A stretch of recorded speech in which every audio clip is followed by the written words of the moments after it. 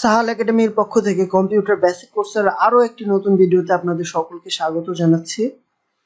এই ভিডিওটি মূলত চ্যাপ্টার 1 এর 17 নম্বর টপিককে কেন্দ্র করে ব্রিঙ্গিং কম্পিউটার টু লাইফ টপিকে আমরা আলোচনা করব। এখন কম্পিউটার এট ওয়ার্ক মানে কাজে কম্পিউটারে আসলে কিভাবে ব্যবহার করা হয় এবং কি ওয়েতে ব্যবহার করা হয় সেগুলোই হচ্ছে আমরা এখন দেখে নিব। ব্যবসার ধরন অনুযায়ী বিভিন্ন ধরনের কম্পিউটার সিস্টেম ব্যবহার করা হয়, তারা একটি নেটওয়ার্ক তৈরি করার জন্য সংযুক্ত হয়। সফটওয়্যারগুলো ব্যবহার করা হয় নিচের এই কাজগুলোর জন্য: word process, spreadsheets, database, graphics and presentation programs, email and communication programs and other programs. এই প্রোগ্রামসগুলো ব্যবহার করা হয় আসলে বিভিন্ন কাজ করার জন্য। Computers and people. Okay, computer এবং মানুষের মধ্যে একটা সাধারণ আলোচনা বা তুলনামূলক আলোচনা করব আমরা এইখানে। তো when computer might be more appropriate than people, মানে কম্পিউটার কখন মানুষের চেয়ে বেটার সেটাই এখন দেখানোর চেষ্টা করবো এখানে। ফাস্ট অ্যান্ড অ্যাকুরেট, ঠিক আছে, মানে মানুষের চাইতে কিন্তু এটা অনেক ফাস্ট এবং অ্যাকুরেট। দেন এটা খুবই সহজে অটোমেটিক্যালি আসলে টাস্কগুলো কমপ্লিট করে থাকে খুব সহজে। Then dangerous areas such as chemical experiment ইত্যাদি, মানে কেমিক্যাল এক্সপেরিমেন্ট অবশ্যই তো ডেঞ্জারাস, তাই না? তো কম্পিউটারের মাধ্যমে এই এক্সপেরিমেন্টগুলো কিন্তু সহজেই করা যায়। রোবটও এই ক্ষেত্রে ব্যবহার করা যেতে পারে। আর এটা 24 ঘন্টাই জেগে থাকতে পারে, কিন্তু মানুষ কিন্তু 24 ঘন্টা জেগে থাকতে পারে না। তারা ডেটা সংমিশ্রণ, সংরক্ষণ এবং পুনরুদ্ধারের জন্য খুবই ভালো। সাপোজ একটা ডেটা কিন্তু কম্পিউটার থেকে ডিলিট করে দেওয়া যায় খুব সহজে, কিন্তু আমরা আমাদের মেমোরিতে সহজেই কিন্তু একটা ডেটাকে ডিলিট করে দিতে পারি না। মানুষের মস্তিষ্কে কিন্তু এটা ডিলিট করা খুব সহজ কোনো কাজ নয়। দেন হচ্ছে কোনো ডেটা ডিলিট হয়ে গেলে সেটা পুনরুদ্ধার করাও মানুষের ব্রেন থেকে আসলে সম্ভব নয়, যেটা কম্পিউটারে কিন্তু পুনরুদ্ধার করা যায়, ডেটা সংরক্ষণ করা যায়। এত পরিমাণ ডেটা সংরক্ষণ করা যায় কি বলবো। যাই হোক, মানুষের ব্রেনেও অনেক বেশি ডেটা সংরক্ষণ করা যায়, তাই এটা নিয়ে বেশি কথা আগালাম না। যাই হোক, আমরা পরবর্তী টপিকে যাই। আমরা জানলাম কম্পিউটার কোন কোন ক্ষেত্রে মানুষের চাইতে বেটার। এখন আমরা জেনে নেব কোন কোন ক্ষেত্রে আসলে কম্পিউটারের চাইতে মানুষ অনেক বেটার। যেমন হচ্ছে ইমাজিন, থিঙ্কিং, ক্রিয়েটিভিটি ইত্যাদি বিষয়গুলোতে কিন্তু কম্পিউটার অবশ্যই মানুষের চাইতে অনেক বেশি পিছিয়ে আছে। ক্রিয়েটিভিটির কথা যদি বলি, তাহলে অবশ্যই কম্পিউটার মানুষের চাইতে কখনোই এগিয়ে যেতে পারবে না, কারণ কম্পিউটার তৈরি করেছে মানুষ, কিন্তু একটা কম্পিউটার কখনোই মানুষকে কিন্তু তৈরি করতে পারবে না। সো এই সহজ একটা তুলনা দিয়ে বুঝতে পারি ক্রিয়েটিভিটির দিক থেকে মানুষ অনেক বেশি এগিয়ে কম্পিউটারের চাইতে। থিঙ্কিং তো কম্পিউটার তেমন কিছু করতেই পারে না। কম্পিউটারকে আমরা জাস্ট থিঙ্ক করতে বলি ইনস্ট্রাকশন দেওয়ার মাধ্যমে, কম্পিউটার কিন্তু শুধু তাই থিঙ্ক করতে পারে। দেন ইমাজিনেশনের ব্যাপার যখন আসছে, মানে কল্পনা, সেখানে তো আসলে কম্পিউটার দ্বারা কাছে নেই মানুষের কাছে। পারফর্ম থ্রু দ্য ইনস্ট্রাকশন, তাই না? Task that can not be perform through the instruction. Then হচ্ছে আমরা human prefer to work in task that do not repeat or that need to be human feelings, তাই না? তো এমন কিছু বিষয় থাকে যেগুলো হচ্ছে আসলে হিউম্যান ফিলিংস এর প্রয়োজন হয়, যা কম্পিউটার করতে পারবে না। এ হচ্ছে বিষয়। কম্পিউটার ব্যবহারগুলো আমরা একটু দেখে নিব। যে সকল বিষয় কম্পিউটারের ব্যবহার আমাদের লিড করে থাকে সেগুলো হচ্ছে কম্পিউটার আমাদের জীবনে খুব গুরুত্বপূর্ণ ভূমিকা পালন করে। পুনরাবৃত্তিমূলক কাজগুলো বাদ দিতে আসলে কম্পিউটার ব্যবহার করা হতে পারে। তথ্য প্রক্রিয়াকরণ, অধিকতর দক্ষতা ও নির্ভরযোগ্যতা প্রদান করতে কিন্তু আমাদের কম্পিউটার ব্যবহার করা হতে পারে। আমাদের বাড়িতে ইন্টারনেট থেকে প্রচুর পরিমাণ তথ্য পেতে, তাই না? যে কোনো তথ্য পেতে ইন্টারনেটের কিন্তু কোনো জুড়ি নেই, আর ইন্টারনেটের মাধ্যমে কম্পিউটারের মাধ্যমে আসলে তথ্য পাওয়া যেতে পারে। রিজার্ভ করার মতো বাড়িতে থেকেও আপনার কাজগুলো দ্রুত এবং সহজে করতে, ঠিক আছে, রিজার্ভেশন করার মতো বাড়িতে থেকেও আসলে অনেকগুলা কাজ আমরা কিন্তু করতে পারি। আচ্ছা, টেলিযোগাযোগ ব্যবহার করে বাড়িতে থেকে কাজ করা, এটার জন্য কম্পিউটারের কোনো আসলে বিকল্প নেই। বাড়িতে থেকে কাজ করার বিষয়টা করোনাকালীন সময় কিন্তু আমরা ভালোভাবে উপলব্ধি করতে পেরেছি। যাই হোক, কম্পিউটার অ্যাপ্লিকেশন ইন বিজনেস।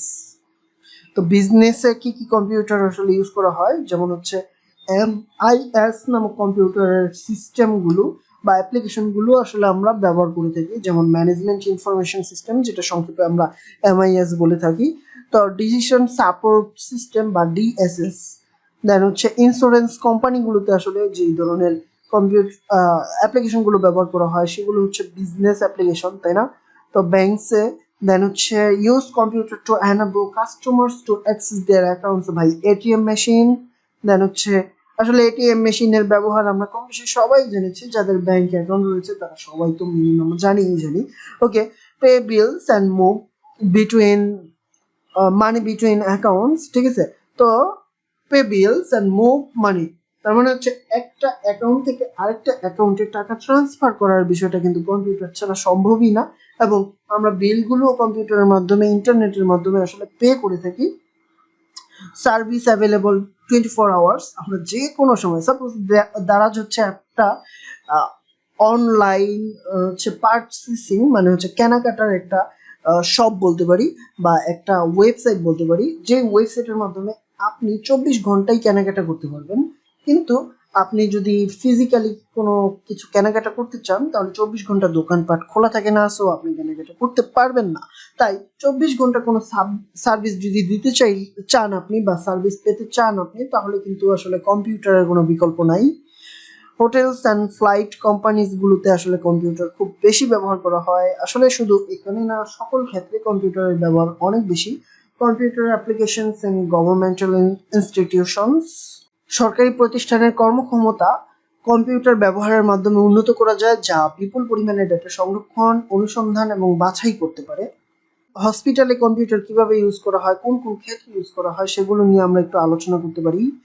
রোগীদের রেকর্ড সংরক্ষণ করতে আসলে কম্পিউটার ব্যবহার করা হয় বা করা যেতে পারে। কম্পিউটারের সাহায্যে ডাক্তারের দৈনিক কর্মসূচি সংগঠিত করতে সাহায্য করে। কম্পিউটার ডাক্তারদের তথ্যের উৎস। দেন হচ্ছে কম্পিউটার অ্যাম্বুলেন্স গাড়িগুলিকে খুব দ্রুত রোগীদের কাছে পৌঁছাতে দিক নির্দেশনা দিতে পারে। মেডিকেল রিসোর্সে কম্পিউটারের কোনো বিকল্প নেই। ওকে, কম্পিউটার ইন এডুকেশন, শিক্ষাক্ষেত্রে কম্পিউটারের ব্যবহারগুলো আমরা একটু দেখে নেব। ওকে, কম্পিউটারগুলো বিশ্ববিদ্যালয়, কলেজ, প্রশিক্ষণ, গবেষণা এবং প্রশাসনে ব্যবহৃত হয়। দেন হচ্ছে অ্যাডমিশনের ক্ষেত্রে কম্পিউটারের ব্যবহার রয়েছে, যেমন হচ্ছে ব্যবহৃত সফটওয়্যারগুলো হচ্ছে ওয়ার্ড প্রসেস, স্প্রেডশিট, ডেটাবেস ইত্যাদি। দেন ক্লাসরুমের ক্ষেত্রে কোনগুলো? ক্লাসরুমের ক্ষেত্রে হচ্ছে ব্যবহৃত সফটওয়্যারগুলো হলো শিক্ষাগত package, multimedia, authoring, internet, email, উপস্থাপনা এবং graphics package. Computer in education, আমরা আরো কিছু এডুকেশনের ক্ষেত্রে কম্পিউটার ব্যবহার সম্পর্কে আলোচনা করতে পারি, যেটা হচ্ছে কম্পিউটার বেসড ট্রেনিং বা সিবিটি, মানুষকে দক্ষতা ও জ্ঞান অর্জন করতে সক্ষম করতে ইন্টারেক্টিভ প্রোগ্রাম এবং আধুনিক মাল্টিমিডিয়া কম্পিউটার ব্যবহার করে থাকে। দেন অ্যাডভান্টেজ অফ সিবিটি, এটার অ্যাডভান্টেজ আর কি আলোচনা করবো, অ্যাডভান্টেজ দিয়ে ভরা, তাই না? ওকে, প্রচলিত পদ্ধতির চেয়ে বেশি সুবিধাজনক, বেশি ব্যবহারিক এবং কম ব্যয়বহুল। Then it allows distance learning, আর সময় এত বেশি সাশ্রয় করে আসলে কি বলবো। আর ডিসঅ্যাডভান্টেজ কি? ডিসঅ্যাডভান্টেজ হচ্ছে no possibility of students interact with each, হচ্ছে বিষয়। হার্ডওয়্যার ও সফটওয়্যার প্রবলেম থাকলে কিন্তু খুব প্রবলেম হয়ে যাবে, এই হচ্ছে বিষয়। অ্যাফিলিয়েট ইন্টেলিজেন্স আর্টিফিশিয়াল ইন্টেলিজেন্স সম্পর্কে এখন আমরা একটু জানবো, যেগুলো হচ্ছে কম্পিউটার এন্ড ইন্ডাস্ট্রি ফিল্ডে আসলে ব্যবহার করা হয়। এটি কম্পিউটার বিজ্ঞানের একটি অংশ, যার লক্ষ্য হচ্ছে সমস্যা সমাধানে সাহায্য করার জন্য বুদ্ধিমান কম্পিউটার সিস্টেম ডিজাইন করা। এই সিস্টেমগুলোর মধ্যে একটি হলো রোবট। টেলিওয়ার্কিং সম্পর্কে এখন আমরা একটু জানবো। টেলিকমিউনিটিং এ কেউ বাড়িতে কাজ করে, কেউ ফোন, ফ্যাক্স এবং কম্পিউটারের মাধ্যমে অফিসের সাথে যোগাযোগ করে। টেলিকমিউনিটিং এর আরেকটি নাম হলো টেলিওয়ার্ক।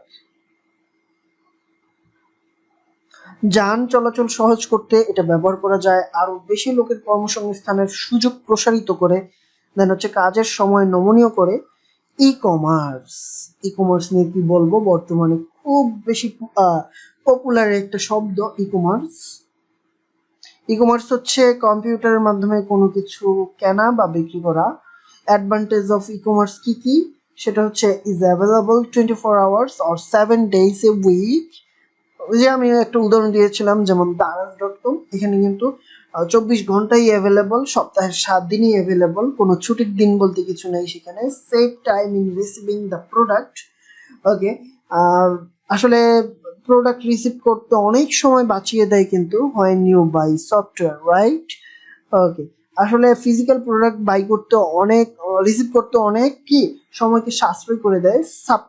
সাপোজ হচ্ছে আপনি এমন এমন প্রোডাক্ট কিনলেন যেগুলা কোনোটা কিনতে চিটাগাং যাওয়া লাগবে, কোনোটা কিনতে ঢাকা যাওয়া লাগবে, বা একটা মার্কেটের অনেকগুলো সব ঘুরে ঘুরে আপনার কিনা লাগবে। সেখানে আপনি আপনার ঘরে বসে মোবাইল অথবা কম্পিউটারের মাধ্যমে সুন্দরভাবে কেনাকাটা করতে পারবেন এবং যা খুশি তাই কিন্তু অর্ডার করতে পারবেন অ্যাট এ টাইম, একসাথে। এখন এগুলো অর্ডার করার পরে আসলে সবগুলো প্রোডাক্ট একসাথে রিসিভ করার সুযোগ তো থাকছেই। সব মিলিয়ে কিন্তু একটা দারুণ ব্যাপার এটা। আসলে ডিসঅ্যাডভান্টেজও রয়েছে কিন্তু ই কমার্সে। সাপোজ আপনি you can not preview the product or touch it, right? তার মানে প্রোডাক্টকে আপনি প্রিভিউ করতে পারবেন না বা স্পর্শ করে দেখতে পারবেন না, ট্রায়াল দিতে পারবেন না, তাই না? People still do not trust paying over the ইন্টারনেটের মাধ্যমে আসলে পে করতে অনেকেই আসলে বিশ্বাস করে না এই ব্যাপারগুলোকে। তারা মনে করে কোনোভাবে হ্যাক হয়ে যাওয়ার সম্ভাবনা রয়েছে, বা হচ্ছে অনেক ধরনের ট্রাস্টের ব্যাপার স্যাপার এখানে চলে আসে। ধন্যবাদ, ভিডিওটি এ পর্যন্তই ছিল। পরবর্তী ভিডিও দেখার আমন্ত্রণ জানিয়ে এখানেই শেষ করছি।